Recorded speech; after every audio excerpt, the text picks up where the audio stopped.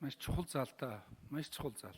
Ер нь төрийн албаны тогтворгүй байдлаас болоод жил болгон хичнээн мянган хүнийг солиод нэг нам гарч ирчээд хэдэн миллиард төгрөгөөр нь одоо соёлсныхон төлөө төрийн албаагчийг гаргаж явуулаад соёлсныхон төлөө мөнгө төлдөг.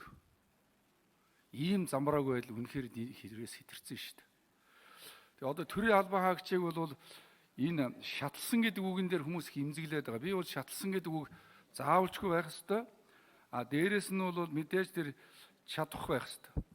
Төрийн албанд чинь хичнээн өндөр мэрэгчлээ гадаад дотоод сурж ирсэн хүүхдүүд эхний удаа анхан шатны цагаан толгойд орж чадахгүй дэвшчихэд байгаа шүү. Монгол ёс зүйгээ мэдэхгүй. Монгол ёс зүйгээ мэдэхгүй.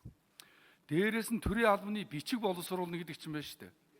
Цагаан толгойноос нь ихсүүлээд сурж байгаа юм шиг маш их нарийн зүйл байгаа шүү дээ. Тэгээ яг зүгээр чадвартай хүүхдүүд бол богинохоо хугацаанд угаасан чадвартай юм чинь богинохоо хугацаанд тэр ажлаа сурчаад явах юм бол тэрийг шатлан дэвшүүлээд хугацаа шаардахгүйгээр ингэ дэвшүүлж болж байгаа юм л да. Одоо энэний нэг бодит баримт бол одоо яам тамгын газараас ирж байгаа хууль дүрмийг энэ муу их хурлын хідэн тамгын газрын нөхцөлчл өдөр шөнөгөө сууж янзалж байна шүү.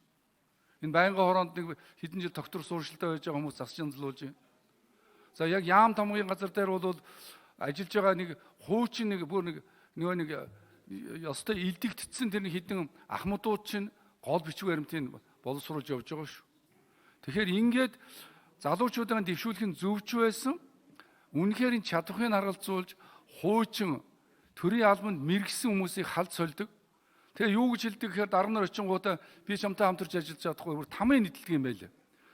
Нэг мэрэгжилтэй ажиллаж чамтай ажиллахгүй, дараа нь хилцээний дарга нь ажиллахгүй, дараа нь газрын дарга нь, дараа нь төрийн нарийн бичгийн дарга нь, хамгийн сүүл сайд нь заадтай шивээр хамтарч ажиллахгүй чи мэрэгжилтэн болвол тэгэхгүй бол хоёулаа баяртай гэж хэлээд байгаа. Ингэж төрийн албыг бол дэндүү дампууруул завхруулж байгаа шүү.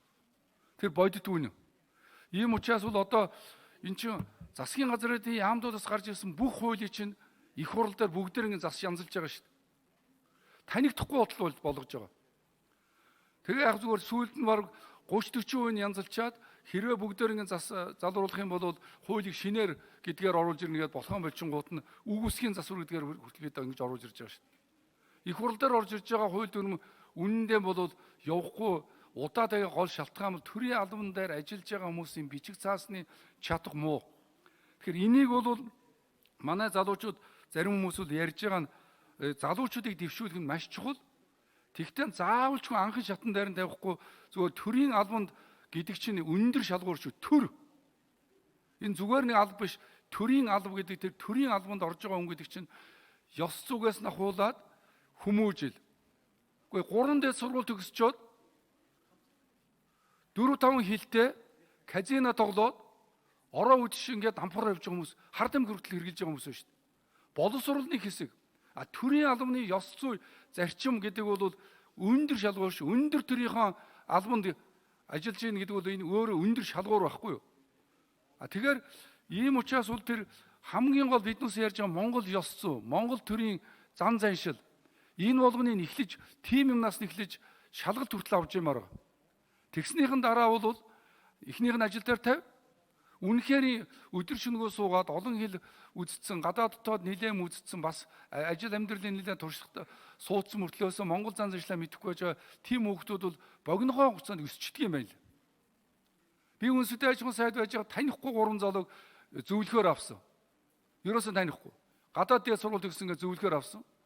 Тэр 3 залуу бол ерөөсөө жилийн дотор өсөөд тэр залуучуудыг шахчих ажиллуулсан 3 жилийн дотор өсөөд бүгдээр одоо төрийн нарийн бичгийн дарга дэд сайдын ажилд хийж чадчих байгаа байхгүй.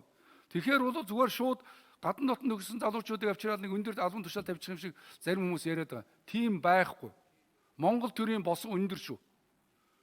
Өндөр учраас бид одоо тэр оруулж ирж байгаа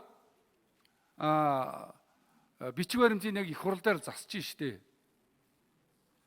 Ийм учраас бол энэ яам тамгын газар ажиллаж байгаа нөхдүүдийг бол одоо маш сайн шалгаж авч за хүүхдүүд залуучууд алдаа оноо гаргаж болно. Бас янз янзын одоо бүгдээрээ залуу замдан байсан. Бүгдээр нь алдаа дутагдал бай. Тэрийг чинь хүмүүжүүлж, зас залруулж ийм туршлагатай хүмүүсийг дагалдуул. Хуучин бол одоо халамж хүмүүжүүлэгч гэж байсан да. Одоо бол төрийн олонд орж байгаа залуучуудыг олон жилийн туршлагатай ахмадуудыг дагуулад юмыг сургаад үнэхээр өглөө ажилдаа ирч чаддгүй. Байнгын өвчтөй зовлонтой ярьдаг. Дээрээсээ нэг карантай. Тэгээд одоо юу гэдгийг их хурлын гишүүн мишүүнүүд дагаж явж байгаад янз янзын албан тушаал авчингуудаа каранууд хүмүүс рүүгээ залгаж нөгөө дарга нарыгаа дарамтлуулдаг иймэрхүү юмнууд хүртэл байгаа шүү дээ. Тийм учраас энэ төрийн албаныг бол энэ мэрэгсэн байх ёстой, тогтвортой, хариуцлагатай байх ёстой, шатлан дэвших зарчим бол гарцаа байх ёстой. Тэгэхээр шатлан дэвчнэ гэдэг маань бол ерөөсөө угаасаа хүргзоор байхгүй, угаасаа нөгөө шүүс шахаад гардгүй хүнийг 5 жил 6 жил боллоо чамайг шатлаад даргуулна гэж байгаа юм биш шүү. Богинохоо хугацаанд өсөж өндөөж байгаа сайхан залуучууд бий. Тэрийг бол ингээд өсөж дэвжүүлээд ингээд явуулах хэрэгтэй юм байна. Тийм учраас энэ төрийн албаны энэ заалыг үндсэн хуульдаа оруулж өгөх хэрэгтэй. Бидэнд нэг ерөөсө хоёр алдаа дутагдлаас болоод олон ч алдаа дутагдлаа. Түүний нэг гол шалтгаан төрийн алба бол замбрааг болсон. Хоёрт бол бид эдийн засгийгаа дураар нь давж дун жимгээр нь жиргүүлж явсан. Энийг би олон удаа ярьж байгаа. Төлөвлөлттэй ажиллая, бодлоготой ажиллая, байгууллагатай болъё. Ингээд эдийн засгийн хөгжил нь сайн яваад ирэх юм бол дэлхийн нийт биднүүсийг хүлээн зөвшөөрдөг жишээнүүд олон байна. Жижигхэн Сингапурыг дэлхий хүлээж байна. Хятадын дотор байж байгаа Гонконгийг бол хятадууд нь одоо төвд мөвд одоо юу гэдэг уугар тийм гарах юм бол зөвхөн намд орж байгаа шүү дээ. Тэр чинь бага ястай үндэстэнүүд. Гэтэл бол өөрийнх нь үндэстэн өөр дотор нь хөдөлгөөнд ороод байхад яаж чадахгүй шүү дээ. Яагаад бол Гонконгийн эдийн засаг хямралд орох юм бол Хятадын эдийн засагт нөлөөлөх гэдэг шүү дээ. Тийм учраас Монгол хоёр том гүрний дунд байж байгаа улсын хувьд бол төрийн албан тогтвортой, ёс зүйтэй, эдийн засаг нь хөгжсөн байж байхад бол шүү дээ. Тэр шударга ёс, ардчлал, хүний эрх чөлөө тэр чухлын чухал боловч хичнээн эрх чөлөө яриад, хичнээн шударга ёс яриад замбрааг хөдөл бий болчоод эцэст нь эдийн засгийг хямраад байх юм бол бусдын хараат баадыг олон жишээ байгаа шүү. Тийм учраас энэ төрийн албан эдийн засгийн энэ хоёр зүйл дээр би одоо дахин хэлээд ажилгүйд ядуур их байгаа учраас бүх хүмүүс улс төрж байна.